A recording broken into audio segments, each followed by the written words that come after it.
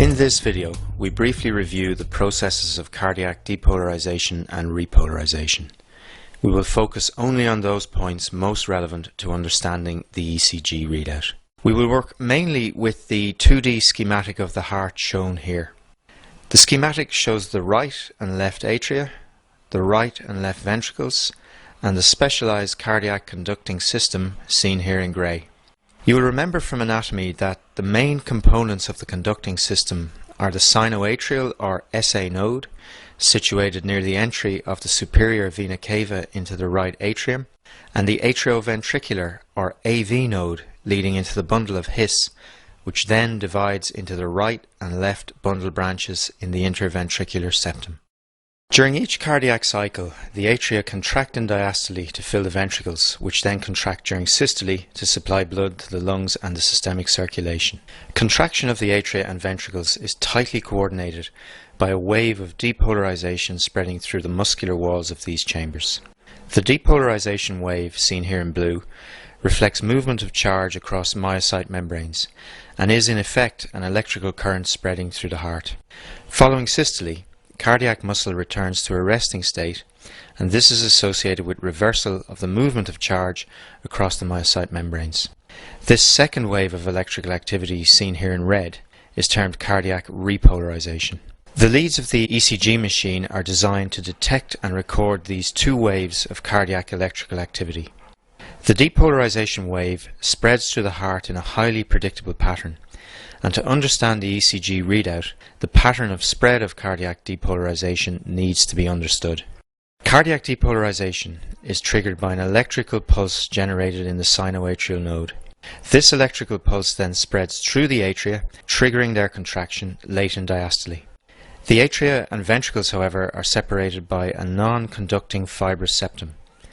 The depolarization wave cannot penetrate this barrier, and in order to activate ventricular contraction, the wave must be transmitted into the ventricles by the specialized cardiac conducting system. In a normal heart, the only route by which the depolarizing wave can enter the ventricular conducting system is through the AV node. In order to allow the ventricles to fill with blood following atrial contraction, the AV node initially delays the spread of the depolarization wave. And after this short delay, the depolarizing signal is transmitted into the ventricles via the bundle of His. The bundle of His lies in the interventricular septum and divides into right and left bundle branches. The right and left bundle branches transmit the depolarizing signal into the muscle mass of the right and left ventricles respectively.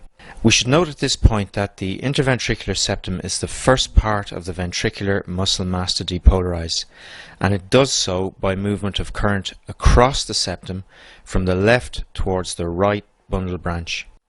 We'll see later that this early left to right movement of current in the septum is crucial to understanding several important ECG abnormalities.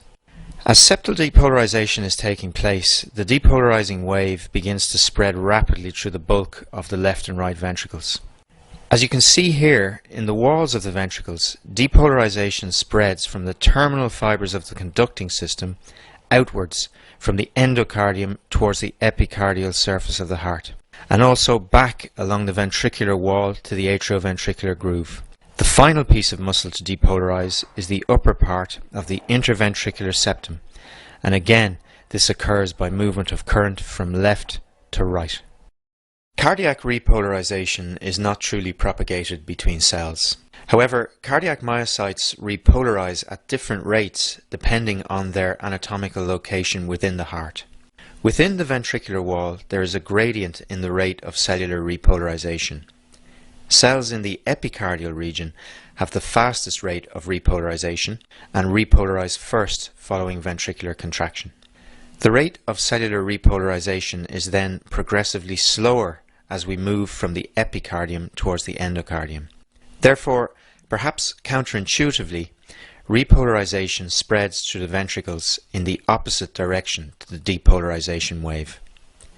As illustrated here, repolarization begins in the epicardium and then spreads backwards from the epicardial to the endocardial surface of the ventricles.